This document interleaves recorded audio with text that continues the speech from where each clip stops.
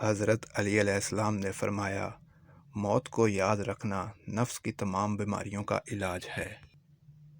حضرت علی علیہ السلام نے فرمایا، سنو تاکہ جان لو اور خاموش رہو تاکہ محفوظ رہو۔ حضرت علی علیہ السلام نے فرمایا، خالق سے مانگنا سنت ہے، اگر دے دے تو رحمت، نہ دے تو حکمت، مخلوق سے مانگنا ذلت ہے، اگر دے دے تو احسان، نہ دے تو شرمندگی۔ حضرت علی علیہ السلام نے فرمایا، جب آپ کچھ بھی نہ کر سکو تو اپنی دعاؤں میں اضافہ کر دو، کیونکہ اللہ کے سوا کوئی آپ کو کچھ نہیں دے سکتا۔